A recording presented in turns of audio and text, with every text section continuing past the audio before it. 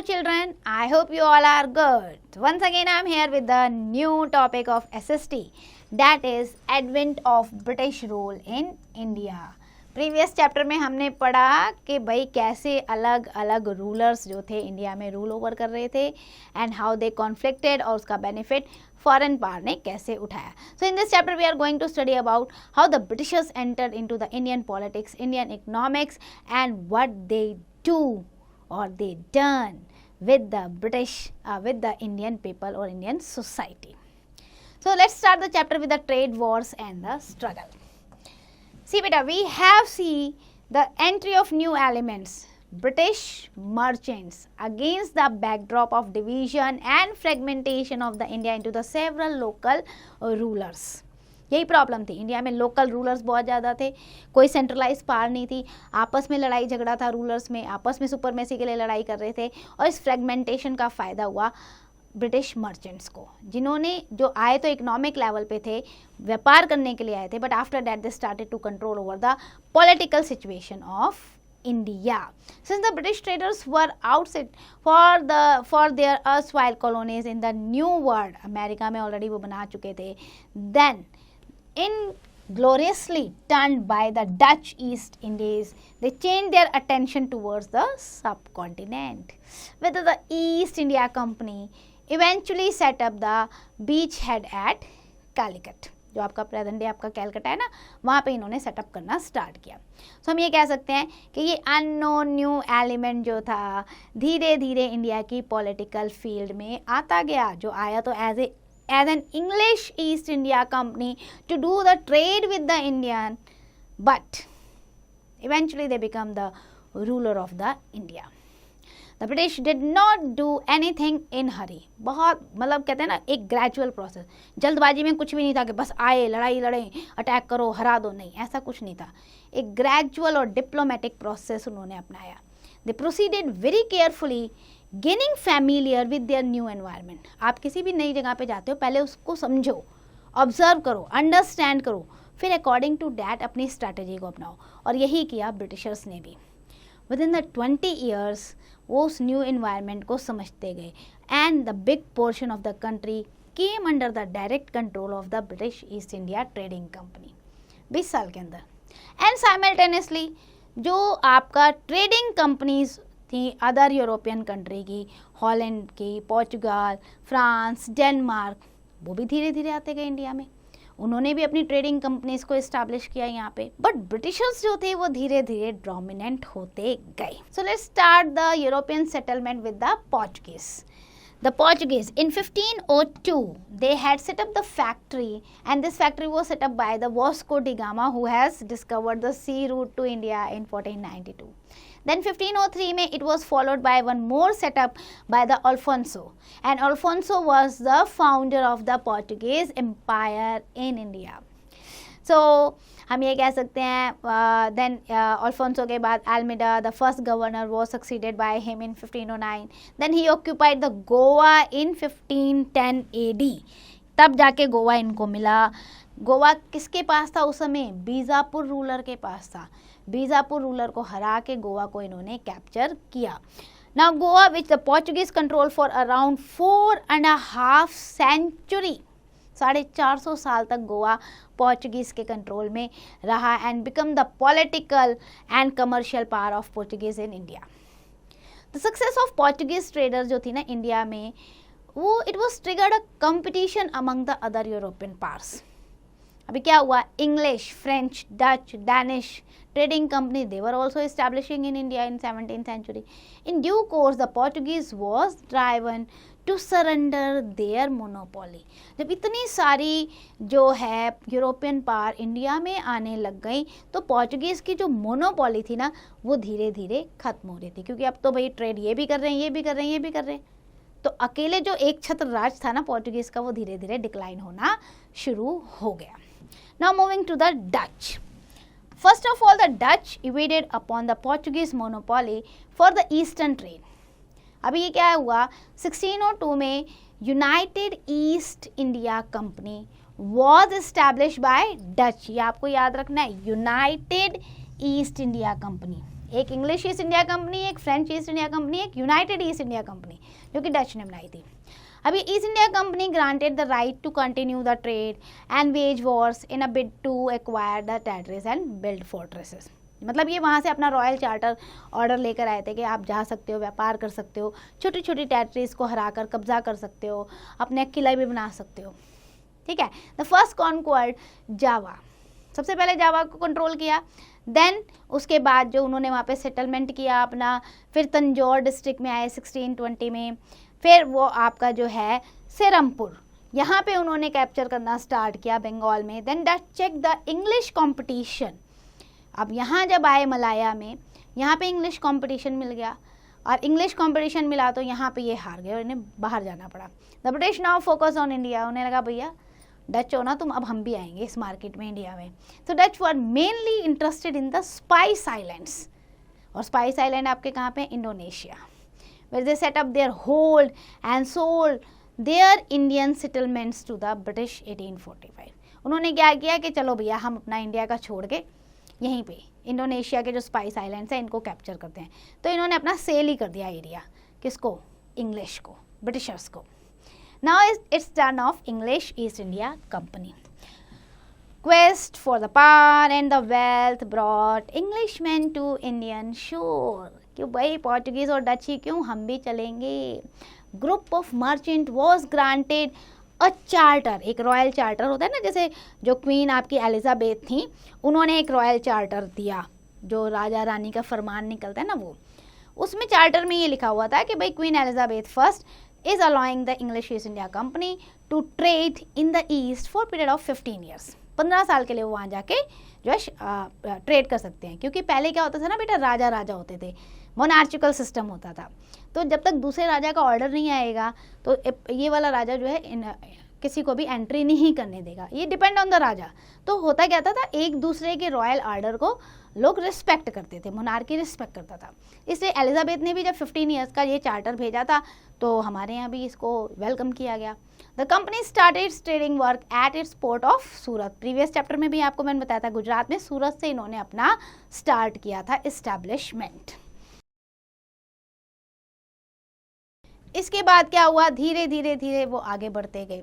The company defeated the Portuguese on the sea of Surat in 1612 and this revealed the navy strength also. जब उन्होंने Portuguese को हराया तो बस उन्होंने ये दिखा दिया जी नेवी भी हमारी स्ट्रांग है। देन इम्पीरियल फरमान जो जहांगीर ने दिया था कंपनी को, उससे क्या हुआ, उन्हें और पावर मिल गई। जहांगीर ने अपने फरमान में लिखा था permanent factory eight Surat English can establish, और उन्होंने किया भाई 1613 में उन्होंने अपनी फैक्ट्री इस्टेब्लिश कर दी। और 2 साल के बाद द ब्रिटिश एम्बेसडर जो थे वो मुगल कोर्ट में आए। क्या नाम था उनका, सर थॉमस राव। वो गए मुगल कोर्ट में, मैनेज किया कि भैया गुजरात का ये जो हिस्सा है पूरा का पूरा हमें राइट्स दे दिया जाए यहाँ पे ट्रेड करने के लिए। और जहांगीर ने वो राइट्स दे भी दिया। और जैसे ही ये परमिशन मिल गई, पूरा वेस्ट कोस्ट सूरत का इनके कंट्रोल में आ गया। उसके बाद ईस्ट में भी हुगली जो बंगाल में है वो भी इनके कंट्रोल में आ गया। These and other location of peninsula became center of international trade for spices हो गया, cotton, sugar, raw silk, बहुत सारी चीज़ों को जो है ये एक्सचेंज करते थे, एक्सपोर्ट इम्पोर्ट करते थे। The East India Company trade was built on sophisticated Indian economy। और धीरे धीरे धीरे धीरे कब ये पॉलिटिकल सिचुएशन के अंदर आ गए और हम उनके गुलाम बनते गए। कहते हैं effective rule maintain through most of the Mughal period did much to provide the secure framework of trade. ये जो इनको मतलब कहते हैं ना रॉयल ऑर्डर के थ्रू इनको जो फ्री इंडिपेंडेंसी जो मिलती गई ना, ट्रेड में इनका जो मोनोपोली बढ़ता गया, इससे इनकी पावर जो है वो मजबूत होती गई। अब चलते हैं फ्रेंच पे। French East India company was also formed in France in 1664। तब लुई आपके 14 थे राजा, उन्होंने ये रॉयल चार्टर दिया था कि आप जा सकते हो वहाँ पे व्यापार कर सकते हो। French company was under the control of state in contrast to the British company. अब क्या होता है यहाँ इसमें ना प्राइवेट कमर्शियल वेंचर बहुत ज़्यादा थे फ्रेंच ईस्ट इंडिया कंपनी में। तो कंपनी ने अपनी फैक्ट्री जो इस्टेब्लिश की थी सूरत में 1668 में की थी, फिर मसूलीपट्टनम, फिर पौंडीचेरी, फिर धीरे धीरे जो है letter became the capital of the French occupied territory in India was founded in 1673। तो इन पूरी टेरिटरीज को इन्होंने कैप्चर कर दिया और अपने कंट्रोल में डायरेक्टली ले लिया था। तो ऐसे फ्रेंच भी आए इंडिया में। अब एक तरफ इंग्लिश, दूसरी तरफ फ्रेंच। डच तो जा चुके हैं, अब इन दोनों में आपस में क्या हो गई, राइवलरी। दोनों आमने सामने खड़े हो गए और दोनों के बीच में सुपरमेसी गेन करने के लिए, मोनोपोली गेन करने के लिए ट्रेड में लड़ाई हो गई। तो लड़ाई शुरू हुई द कर्नाटिक वॉर से। A state ruled by nawab under the Nizam with its capital at Arcot was known as Carnatic. ये जो एरिया था ना उसे कार्नेटिक एरिया कहा जाता था। नवाब वॉज नाउ एक्टिंग इंडिपेंडेंटली, क्योंकि उन्होंने अपने आप को मुगल रूलर से अलग कर दिया था। तो जी हम इंडिपेंडेंट हैं। Madurai, Tiruchirappalli were both under the nawab of Carnatic. लेकिन जो तंजौर था वो नवाब ऑफ कर्नाटिक के अंदर नहीं था, it was under the Marathas. ये मराठा की जागीर थी Tanjore. Under the Marathas Mysore was a Hindu kingdom. अभी क्या हुआ देखो, कर्नाटक का जो है रूल कहाँ जा रहा है और मराठास के पास आ रहा है Tanjore. In order to extend their territories the Marathas attack the Karnataka. Marathas को लगा कि भैया ये जो नवाब है ना कर्नाटक का, इसको हरा दें तो हमारे पास ये पूरा एरिया आ जाएगा। उन्होंने अटैक किया और मार दिया नवाब को। Then there were two claimants, his son Safdar Ali and son in law Chanda Sahib. जब मारा तो भैया उन्हीं के घर में से दो खड़े हो गए, जी ये गद्दी तो हमारे हाथ में जाएगी। मराठास उनसे लड़ाई लड़ रही हैं और उनकी जगह पे उनके सन इन लॉ और उनके बेटों के बीच में लड़ाई हो गई। अब ये सब हो गया तो भैया गद्दी पे कौन बैठेगा। और Safdar Ali was stabbed to death in 1742 and Chanda Sahib was attacked and imprisoned by the minor son of Safdar Ali. Anwar killed the minor prince and became the nawab. देखो लड़ाई हो रही है, एक ने एक को मारा, एक ने एक को मारा, एक ने एक को मारा और फाइनली अनवर अली बन गए। After the invasion of Nadir Shah, the British and the French both sought political power. As they found the Mughal emperor now they are going to be weak, और इन वीक मुगल्स पे राज करना आसान होगा। तो ये दोनों कंट्री फ्रेंच और English East India company, ये दोनों अपनी पावर को गेन करने में लग गए थे। तो अब क्या हुआ, the long war was fought in Carnatic region in south India because both companies has important position. अब कर्नाटक को जीतना बहुत ज़्यादा ज़रूरी था, तो दोनों इसके लिए लड़ाई लड़ रहे थे और दोनों को ही कहते हैं ना वेल्थ का बहुत ज़्यादा लॉस हुआ, कभी कोई कभी कोई। तो सबसे पहले देखते हैं फर्स्ट कर्नाटक वॉर जो हुई 1746 से 1748, 2 साल चली थी ये war.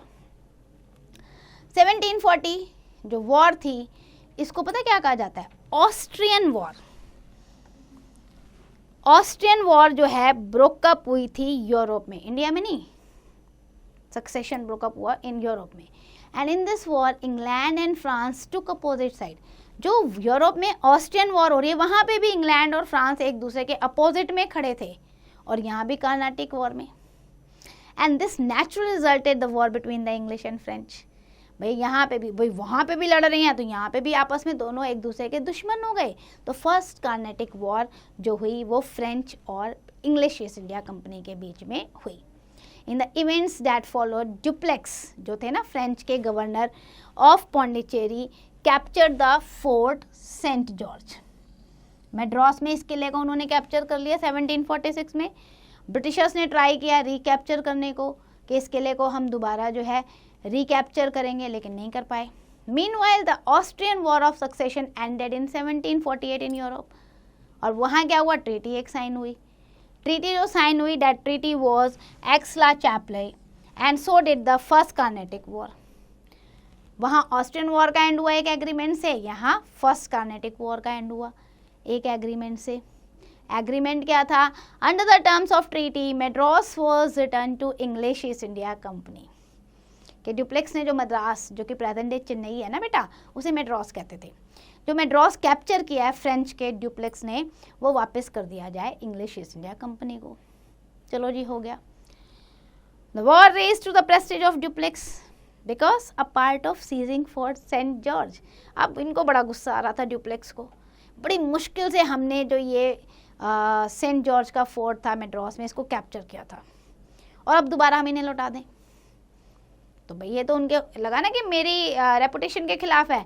It's happened that when Dupleix captured Madras the French naval commander return it to the British. भैया इसको वापस कर दिया, अब वापस एज ए ब्राइब के तौर पे वापस मिला था। ड्यूप्लेक्स को बहुत गुस्सा आया। Dupleix sought the help of Anwaruddin the nawab of Karnataka and promised to hand over the madras to him। उन्होंने क्या किया, उन्होंने नवाब ऑफ कर्नाटक को बोला कि अगर आप मेरा साथ दोगे ना इस लड़ाई में अंग्रेजों के खिलाफ, तो हम जब जीत जाएंगे तो पूरा का पूरा मद्रास मैं आपको दे दूंगा, पर अंग्रेजों को नहीं देने दूंगा। So such types of the promising held. The Nawab helped the Dupleix, but Dupleix failed to keep his promise because under the provision of Treaty of Aix-la-Chapelle, what happened? Aix-la-Chapelle जो ट्रीटी हुई थी उसके अंदर Madras was to be returned to the English only। तो भैया लड़ाई में साथ दिया, फिर भी जो मेड्रास है वो मिला ही नहीं नवाब ऑफ कर्नाटक को।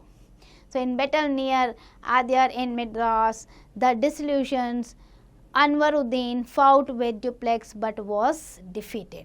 हार हो गई दोनों की और ये इंग्लिश के पास चला गया मेड्रास। ये तो फर्स्ट कार्नेटिक वॉर हुई। अब सेकेंड कार्नेटिक वॉर भी इमर्ज हुई 1748 से 1754 तक। It was an unofficial war, ये ऑफिशियली डिक्लेयर नहीं हुई थी, लेकिन it was fought between the trading companies of England and France. Trading company के बीच में लड़ाई हो गई। हुआ क्या था, at a time when there was a peace between the two part, कि भैया अब एग्रीमेंट साइन हो गया, अब दोनों के बीच में शांति रहेगी, कोई लड़ाई झगड़ा नहीं। निज़ाम असफ जहाँ जो थे वो 1748 में मर गए। The throne of Hyderabad was fiercely contested by the son Nasir Jung. फिर नासिर जंग के बाद उनके ग्रैंडसन मुजफ्फर जंग। तो यहाँ इंडिया में तो प्रॉब्लम ये थी ना, थ्रोन जो था, सिंहासन, पावर, गद्दी, वो उसके पीछे बहुत लड़ाई होती थी, hierarchy system. So this resulted in the civil war, कि अब ये देखो नासिर जंग बना, फिर उनके बाद उनके ग्रैंडसन बन रहे हैं, तो सिविल वॉर स्टार्ट हो गई थी। Ambitious French governor Dupleix seize this opportunities and provide help to the Chanda Sahib, sun in law of दोस्त अली एंड मुजफ्फर जंग with his well trained French army. चंदा साहब की हेल्प कर दी उन्होंने, जी आप बनो, आप ले लो गद्दी। And they succeeded in installing Muzaffar Jung as a Nizam and Chanda Sahab as a Nawab of Karnataka after the Anwaruddin। तो ड्यूप्लेक्स की हेल्प से इन दोनों को गद्दी मिल गई। अब in return the French received many grants. अब जब दोनों को गद्दी मिल गई तो चंदा साहब ने भी फ्रेंच को बहुत सारे ग्रांट देने शुरू कर दिए और मुजफ्फर जंग ने भी बहुत सारी जो है फैसिलिटीज़ देनी शुरू कर दी। ट्रेड मोनोपोली जो है साउथ इंडिया की फ्रेंच के पास आ गई, क्योंकि ड्यूप्लेक्स उन्हें सपोर्ट कर रहे थे। The growing influence of the French, भैया this was threaten to the British trade in Karnataka. Britishers को ये पसंद नहीं आया कि ड्यूप्लेक्स की हेल्प वहाँ के लोकल रूलर कर रहे हैं और धीरे धीरे फ्रेंच जो है मोनोपोली गेन कर रहा है, dominance.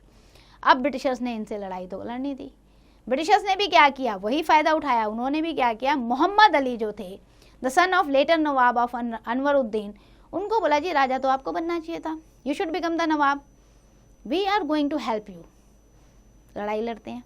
The British force led by daring Robert Clive, और उस समय ब्रिटिशर्स के जो गवर्नर जनरल थे रॉबर्ट क्लाइव थे।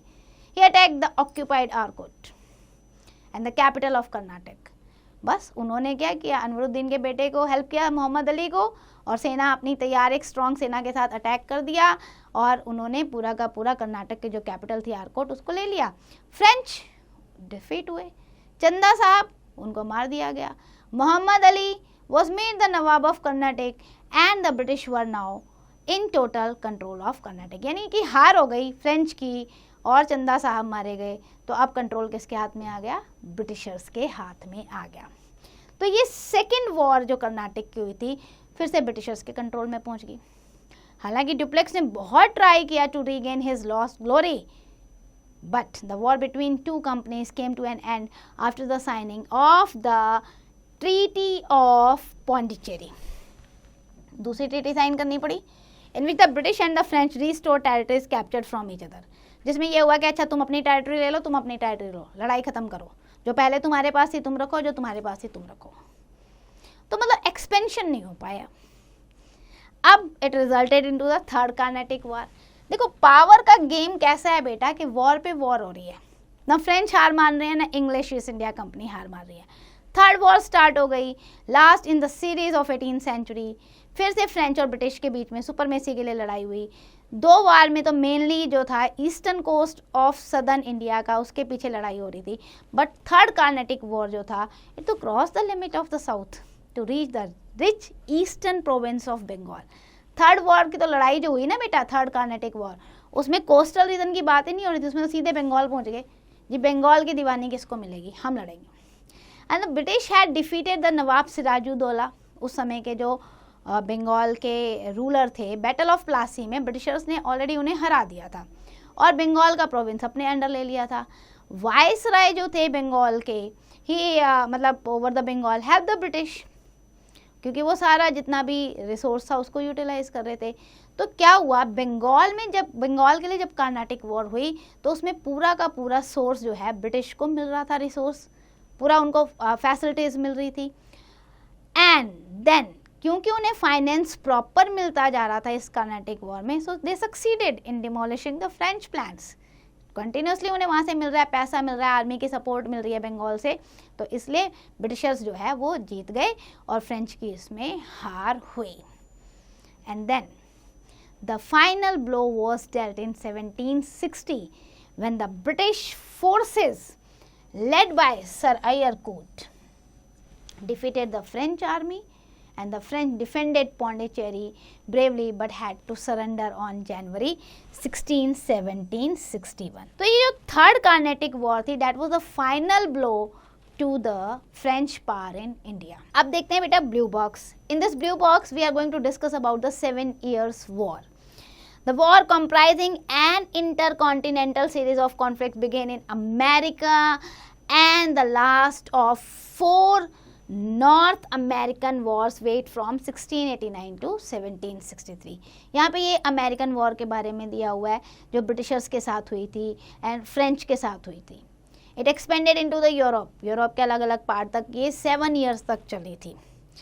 एंड ये वॉर फैलते फैलते, मतलब आप ये सोचो कि अमेरिकन कॉलोनीज़ के लिए हो रही थी, ब्रिटिशर्स और फ्रेंच के बीच में ये लड़ाई हुई, यूरोप में ये वॉर फैली और फैलते फैलते ये दुश्मनी थर्ड कार्नेटिक वॉर तक आ गई, यानी कि एंग्लो फ्रेंच वॉर आप कह सकते हो। And the war were fought for supremacy in the colonial, मतलब वहाँ पे था कि हमें नॉर्थ अमेरिका में हमारी सुपरमेसी हो जाए, कि फ्रेंच के हाथ में पावर आ जाए नॉर्थ अमेरिका की या ब्रिटिशर्स के हाथ में आ जाए। सेम वही सिस्टम यहाँ हो गया कि नहीं फ्रेंच के हाथ में इंडिया की पावर आनी चाहिए या इंग्लिश के हाथ में इंडिया की पावर आनी चाहिए। So it involve most of the major power, Europe, Prussia, England and most other one side and Austria, मतलब कुछ इस तरफ है कुछ इस तरफ है, कोई इंग्लैंड की तरफ से लड़ रहा है कोई फ्रेंच की तरफ से लड़ रहा है। Austria, Saxony, France, Russia, Sweden and Spain ये दूसरी साइड से लड़ रहे हैं। Treaty of Paris ended in the war. In winning the war, the British government virtually doubled the national debt and acquired more territories than it could control. मतलब जब ये war 7 year के बाद इन्होंने जीती नॉर्थ अमेरिका की war Britishers ने, तो इन्होंने तो बहुत हैवी जो है ना डाल दिया था इस पे ब्रिटिश गवर्नमेंट ने, कि डबल कर दिया था डेप्ट और बहुत सारी टेरिटरीज को एक्वायर कर दिया था। But this series of conflict also planted the seeds of American revolution. ये बढ़ते तो गए आगे, लेकिन कहीं ना कहीं ये लड़ाई अमेरिकन रेवोल्यूशन का बीज भी बो गई, इसीलिए तो वहाँ के लोग स्ट्रगल करने लगे इनके अगेंस्ट और फाइनली अमेरिका ने अपने आप को इंडिपेंडेंट डिक्लेयर कर दिया था। तो ये थी 7 year of war in North America. Now eventually the French lost all the position in India. तो वॉर एंड हुई, कर्नाटिक वॉर जो 1763 में एंड हुई, treaty of Paris and with the ended of French pursuit of the empire in India. और यहाँ से जो है फ्रेंच की पावर इंडिया से खत्म और अब रियल जो पावर आ रही थी वो रीस्टोर की, डोमिनेंट की किसने, ब्रिटिशर्स ने डोमिनेंट की। Now we are going to discuss the war with the Indian ruler. ये तो हो गई एंग्लो फ्रेंच वॉर जो हमने 3 कार्नेटिक वॉर्स पढ़ी। अब हम इंडियन रूलर्स की जो आपस में लड़ाई हुई वो डिस्कस करेंगे। So let's start with the Bengal. The East India Company came to Bengal in 1650 with the Mughal emperor allowed the company to settle in Bengal and trade free. जब रूलर ये कह देगा भैया बंगाल में सेटल हो जाओ, फ्री ट्रेड करो, एनुअल पेमेंट खाली 3000 टका, इतनी पेमेंट देनी थी एनुअल, बाकी तुम जैसे मर्जी वैसे व्यापार करो। मतलब मान लो आप राजा हो और आपने किसी को भी मर्चेंट को कह दिया जी मेरे राज्य में आप कहीं पे भी व्यापार करते रहो और मुझे इतना पेमेंट कर देना साल का।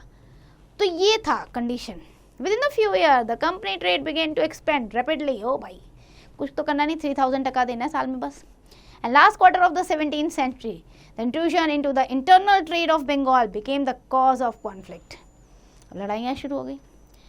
They openly ignored the rules of the trade laid down by the Mughal ruler Aurangzeb. Openly सामने, अरे क्या क्या औरंगजेब ने, हम नहीं मानते, हमें तो मिला हुआ है फ्री ट्रेड, हम करते रहेंगे।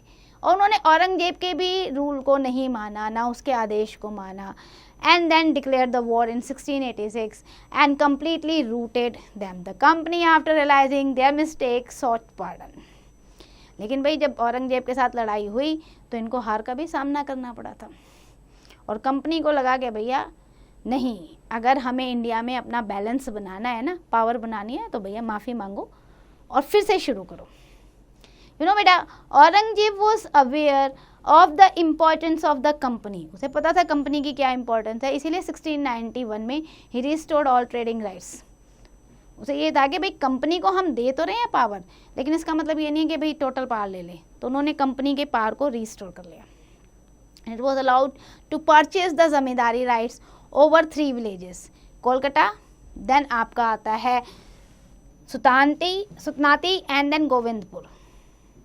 एंड जॉब जो थी आपकी, Job Charnock had laid the foundation of Calcutta at Sutanati by setting up a factory named Fort William. इस फोर्ट विलियम नाम रखा था उन्होंने इस फैक्ट्री का।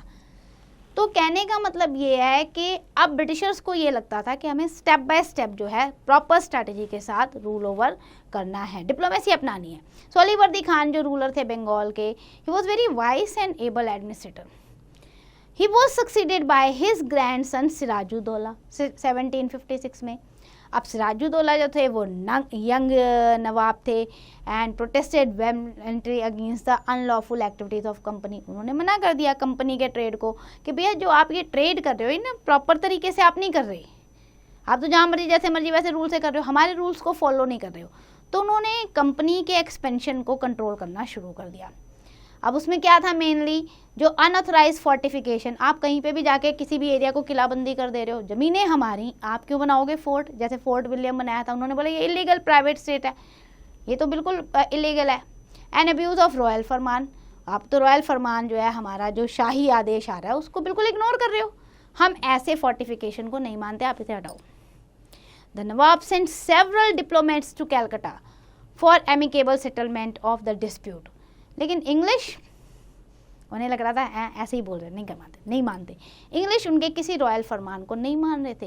And this inflame the nawab's temper, अब नवाब को गुस्सा आ गया, उन्होंने बोला बहुत हो गया। Now he ordered his forces to occupy the Kasim Bazar factory, कि जाओ इनकी फैक्ट्री को ऑक्यूपाई कर लो। उन्होंने अपनी फोर्स भेज दी और after the factory chief surrendered the Nawab March upon Calcutta and captured it.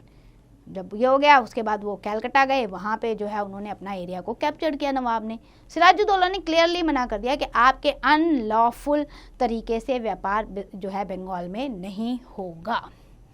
The British in Bengal sent urgent appeals to the Madras reinforcement. Robert Clive जो थे उन्होंने क्या किया, he was sent to Calcutta with admiral Charles Watson. They recovered Calcutta. Robert Clive आए, अपनी सेना के साथ आए, with diplomacy with other thing, उन्होंने कैलकाटा को जो है रिकवर्ड किया जनवरी 1757 में and declare the manifesto of war against the nawab. उन्होंने डिक्लेयर कर दिया जी कैलकाटा हमारा है, आपको नहीं अच्छा लगता तो लड़ाई लड़ेंगे। सिराजुद्दौला के साथ उनकी लड़ाई हुई, देन सिराजुद्दौला हार गए, जहाँ सिराजुद्दौला को अपनी एक ट्रीटी साइन करनी पड़ी, Alinagar treaty with the English. And that was the battle of Plassey in 1757, क्योंकि Robert Clive was very strong commander, ठीक है। He started his career in the company as a clerk and he was very intelligent, very clever and then got this position. In Bengal, he used every possible means to bring about the downfall of Siraj-ud-Daulah. हर तरीके को अपनाया उसने सिराजुद्दौला को हटाने के लिए. Even he compromised with some of the corrupted member of nawab. उसने देखा नवाब के कोर्ट में कौन से करप्टेड लोग हैं, उनको अपने अंडर कर लेते हैं. जैसे कि मीर जाफ़र जो कमांडर था कि भैया मेरे साथ मिल जाओ, सिराजुद्दौला मरेगा तो मैं आपको नवाब बना दूंगा. जगत सेठ, बैंकर्स ऑफ बंगाल जो थे, अमी चंद ट्रेजरर जो थे, ओवरथ्रो द नवाब. मतलब इन सब ने जो है रॉबर्ट क्लाइव की हेल्प कर दी और that's why Siraj-ud-Daulah defeated. Mir Jafar was assured by Britishers that he would become the next nawab if Siraj-ud-Daulah was deposed. तो भाई लालच में आ गया मीर जाफर भी, उसने भी बिट्रेट कर दिया सिराजुद्दौला को. तो ये जो फास्ट चेंजिंग सर्कमस्टांसेस थे, इससे वॉर हुई. British accuse Siraj-ud-Daulah for conspiring the French against them. And Robert Clive, with a small army of 8,000 European soldiers, marched towards the Murshidabad. And on June 23, 1757, the village of Plassey was a mere drama. मतलब एक तरफ Britishers ये कह रहे हैं कि सिराजुद्दौला जो है मिस गवर्नेंस कर रहा है, फ्रेंच के साथ मिला हुआ है, ब्रिटिशर्स के साथ जो है गलत तरीके से प्रोसेस हो रहा है, मतलब उसकी इमेज डाउन करने की कोशिश कर रहे हैं. और दूसरी तरफ ये बैटल ऑफ प्लासी का ड्रामा स्टार्ट हो गया. Sequence of Sirajuddaulah stood no chance of winning against the conspiracy. ये जो इतना बड़ा षड्यंत्र रचा गया ना सिराजुद्दौला के खिलाफ, कि जगत सेठ भी उनके खिलाफ हो गए और देन आपके जो मीर जाफ़र हैं वो भी उनके खिलाफ जा रहे हैं. तो ना तो पैसा, ना तो आर्मी, ना लोगों का सपोर्ट मिला. तो कहीं ना कहीं उस कॉन्स्पिरेंसी का षड्यंत्र का शिकार हो गए और बैटल ऑफ प्लासी में उनकी हार हो गई. Then he was defeated. He fled from the battlefield, but was caught by the partisan of Mir Jafar and put to death. उन्होंने वहाँ से भागने की कोशिश की थी कि रीगेन करूँगा अपनी आर्मी को, लेकिन पकड़े गए और उन्हें मार दिया गया. अब मीर जाफ़र नवाब बन गए, बड़े खुश, मैं तो नवाब बनूंगा. But he was the puppet nawab, क्योंकि भैया ब्रिटिशर्स ने उन्हें कुछ करने नहीं देना था. The company rewarded him grant of jagirdari on 24 Parganas, large sum of pay to the officer including Clive. The company got undisputed rights to free trade. तो रॉबर्ट क्लाइव की लीडरशिप में जो बैटल ऑफ प्लासी जीती, उसके बाद रॉबर्ट क्लाइव की भी position बढ़ गई और कंपनी को जो है फ्री ट्रेड जो है मिल गया यहाँ पे. The East India Company found itself transformed from being merely an association of trader to the level of the merchant. उन्हें भी लगा रहे बैटल ऑफ प्लासी के बाद तो अब हम रियल जो है रूलर बन चुके हैं बंगाल के. Then the rulers exercising political sovereignty over a largely unknown land and people, and this infamous victory was turning a point in the history of India. हालांकि ये इनफेमस विक्ट्री थी, लोगों को बिल्कुल पसंद नहीं आई, बट यस इंडियन हिस्ट्री में ये टर्निंग पॉइंट थी, क्योंकि पूरी की पूरी दीवानी जो बंगाल की थी वो इनके कंट्रोल में आ गई थी. अच्छा, आपको एक फैक्ट दिया हुआ है मोर टू नोन का, जिसमें ये मेंशन है Jawaharlal Nehru in his book. Jawaharlal Nehru ने एक बुक लिखी थी डिस्कवरी ऑफ इंडिया 1946 में, जिसमें उन्होंने डिस्क्राइब किया था क्लाइव को as having won the battle of by promoting treason and forgery. उन्होंने बोला रॉबर्ट क्लाइव एक ऐसा बंदा है जिसने लड़ाई को किस तरीके से जीता, गद्दारों को प्रमोट करके, षड्यंत्र को प्रमोट करके. तो उन्होंने बताया कि इन चीज़ों से बचो. And pointedly notes that British rule in India an unsavory beginning and something of that better taste had clung to its ever since. और यही कारण था कि मतलब उन्होंने ये मैसेज दिया कि अपने पास से सीखो कि गद्दारी नहीं करो, ट्रेजन नहीं करो, किसी षड्यंत्र का शिकार मत हो, क्योंकि ऐसे फिर रॉबर्ट क्लाइव जैसे लोग जो हैं कितने सालों तक ब्रिटिशर्स की नींव को मजबूत करके चले गए. अब हम चलते हैं नेक्स्ट बैटल पे. बैटल ऑफ प्लासी के बाद आते हैं हम बैटल ऑफ बक्सर पे. 1764 में हुई थी battle of Buxar. Mir Qasim, he was also an able ruler. As soon as he became the Nawab, he shifted his capital from Murshidabad to the Mughal. उसने मुर्शिदाबाद से अपनी कैपिटल को हटा के मुंगेर में बना दी, to distance himself from the constant interference of the British. उसने बोला मुर्शिदाबाद जो थोड़ा कंट्रोल में दूर करते हैं, इंटरफेरेंस कम होगा ब्रिटिशर्स का. और उन्होंने क्या किया, अब उन्होंने देखा कि भैया मेरे पास क्या है. पहले तो उन्होंने अपना ट्रेजर देखा, उसके एक्सपेंडिचर को कम करना शुरू किया, कंट्रोल करना. देन उन्होंने जितने भी इनकॉम्पिटेंट ऑफिशियल से उन्हें रिमूव कर दिया कि भाई आपकी कोई ज़रूरत नहीं है, आप कोई काम ही नहीं कर रहे हो, तो ऐसे लोगों को डिसमिस कर दिया.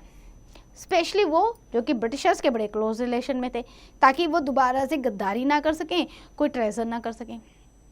फिर उसने क्या किया, he hired the Europeans to train his army, कि जो यूरोपियन वेल इक्विप्ड थे, बिल्कुल न्यू टेक्नोलॉजी से लड़ाई लड़े थे, वही टेक्नोलॉजी जो है हमारी आर्मी को भी सिखाओ। He also introduce some administrative reforms, so soon he became in the direct conflict with the Britishers। हालांकि उसने बहुत अच्छे से रिवाइव करने की कोशिश की, लेकिन ब्रिटिशर्स के लिए तो वो दुश्मन बन गया। And Mir Qasim ordered the abolition of all internal trade duties. This led an attack on the city of Patna by the British, and after defeating the Mir Qasim, the company, क्या किया company ने, the company reinstated Mir Jafar as a नवाब। जब मीर कासिम उनकी बात नहीं सुन रहा था, उन्होंने मीर जाफर को दोबारा नवाब बना दिया। Mir Qasim join the hand with Shuja-ud-Daula nawab of Awadh and Mughal emperor Shah Alam two. इन तीनों ने मिलकर दोबारा से जो है लड़ाई लड़ी कंबाइंड फोर्सेस के साथ, लेकिन जो लड़ाई उन्होंने लड़ी that was in the Buxar, तो उसे कहा गया बैटल ऑफ बक्सर इन 1764। तो आपको याद रखना है 3 लोगों ने मिलकर लड़ी थी, एक आपके थे मीर कासिम, उसके बाद आपके नवाब ऑफ अवध थे शुजाउद्दौला, और थर्ड थे आपके मुगल एम्परर शाह आलम टू। इन तीनों की कंबाइंड आर्मी ने लड़ाई लड़ी battle of Buxar in October 1764। The combined forces were badly defeated by the British force, नहीं जीत पाए क्योंकि उनकी आर्मी बहुत स्ट्रांग थी। एंड मीर कासिम जो थे fled after the battle, died obstinately probably in Delhi 1777। Nawab of Awadh Shah Alam, इन दोनों ने सरेंडर कर दिया। The war came to an end by the treaty of Allahabad, ये एग्रीमेंट साइन हुआ treaty of Allahabad. The British obtain the right to collect the land revenue in Bengal, Bihar and Odisha. तीनों की दीवानी इनके पास आ गई। Robert Clive was appointed as a governor and commander in chief in English army in Bengal in 1765। So Robert Clive की तो बहुत ज़्यादा प्रमोशन हो गई। अब यहाँ देखो आपको दिए हुए एक incidents, Mir Jafar is also double crossed by the British. Double cross तो हो गई बेटा, जब आप अपने कहते हैं ना अपने देश के नहीं हुए तो दूसरे देश वाले आपको क्या पूछेंगे। तो डबल क्रॉस हुआ मीर जाफर के साथ, क्योंकि उसने सिराजुद्दौला के साथ बिट्रे किया था। हुआ क्या, during the 3-year rule of Mir Jafar the company official extorted money from the nawab and siphoned off huge sums from the treasury. जब उसे गद्दी पे बिठाया ना तो ये भी दे दो, ये भी दे दो, ये भी दे दो, पूरा खजाना उसका खाली करने लग गए थे। हैरेस्ड बाय द ब्रिटिश, वो अब हैरेस्ड हो रहा था, hard pressed for funds and facing a revolt in his front. अब जब उसका फंड खाली होता जा रहा है, खजाना खाली होता जा रहा है, मतलब वो कुछ कर ही नहीं पा रहा, जो ब्रिटिशर्स कह रहे हैं वो उसे करना पड़ रहा है, तो भाई लोग भी उसके खिलाफ हो गए। It is not surprising that Mir Jafar began to turn against the company. अब उसे गुस्सा आने लग गया कि भाई मेरे पास तो कुछ नहीं बचा, मुझे तुमने नवाब किस लिए बनाया, सारा खजाना तो तुम लूट ले रहे हो और लोग मेरे खिलाफ हो रहे हैं, मैं अपने लोगों का भी मतलब कॉन्फ्लिक्ट झेल रहा हूँ, प्रोटेस्ट झेल रहा हूँ, और तुम लोग भी मुझे कुछ नहीं दे रहे हो। तो मीर जाफर क्या हुआ, अंग्रेजों के खिलाफ हो गया। This only provided the British an opportunity to replace him with the Mir Qasim. उन्होंने कहा ठीक है तुम हमारे खिलाफ हो रहे हो, तो जैसे हमने सिराजुद्दौला को हटाया तुम्हें भी हटा देते हैं। मीर कासिम को हटाकर उन्होंने मीर जाफर को हटाकर उन्होंने मीर कासिम जो उनके सन इन लॉ थे उनको बैठा दिया गद्दी पे। तो डबल क्रॉस हुए ना वो मीर जाफर। इसलिए लेसन क्या मिलता है, never betrayed with your own country. अब चलते हैं हम dual system of government. The ground for the establishment of British sovereignty in Bengal was laid by the Battle of Buxar in 1764। अब ये इनके हाथ में आ गई। अब क्या हुआ, second time in 1765 Robert Clive was made the governor of Bengal. दूसरी बार बने वो governor. And the company acquired both nizamat and well as diwani, दोनों मिल गया इलाहाबाद ट्रीटी के बाद कि रेवेन्यू भी आप कलेक्ट कर सकते हो और एडमिनिस्ट्रेशन भी आप कर सकते हो। अब पूरी आ गई उनके पास, बंगाल भी आ गया, बिहार भी आ गया, उड़ीसा भी आ गया। अब इन तीनों को संभालना तो मुश्किल नहीं था, मतलब मुश्किल था ना, इतना बड़ा टास्क मिल गया। Thus he decided to give the responsibility of revenue collection to the Indian. Dual government बना दी उन्होंने, क्योंकि रॉबर्ट क्लाइव को लगा इतने बड़े एरिया को अकेले संभालना मुश्किल है। तो जो रेवेन्यू कलेक्शन था, टैक्स कलेक्शन के लिए उन्होंने ऑफिशियल अपॉइंट किए, लेकिन वो इंडियन थे, उनको अपॉइंट किया। And he appointed 2 deputy diwans who were mainly responsible for carrying out the work of diwani. तो 2 डिप्टी दीवान कर दिए। So in this way Robert Clive introduce the dual system of government. जहाँ रियल पावर जो है वो कंपनी के हाथ में है, लेकिन रिस्पॉन्सिबिलिटी जो है एग्जीक्यूट जो कर रहे हैं वो इंडियन ऑफिशियल या इंडियन एजेंसीज कर रही हैं। तो इस तरीके से ड्यूअल सिस्टम इंट्रोड्यूस किया गया रॉबर्ट क्लाइव के द्वारा। So that's and for the chapter, let's do the quick revision. So what important points we have discussed in this chapter? First of all, we have discussed English East India Company was formed in 1600. Then they established their first factory in Surat in 1601. Then John Hawkins and Thomas Rao, they were the two ambassadors who visited the Jahangir's court in 1606 and then 1615 respectively. Then we have discussed about the Carnatic Wars. 3 Carnatic Wars fought between the English East India Company and the French India Company. The Battle of Plassey was fought between the British and Sirajuddaulah in 1757. After that, we have discussed Warren Hastings became the first Governor General of India. ये नाम आपको याद करके रखना है बेटा. So that's end for the chapter. I hope you understand each and every topic. Now it's your turn. Do the exercise carefully.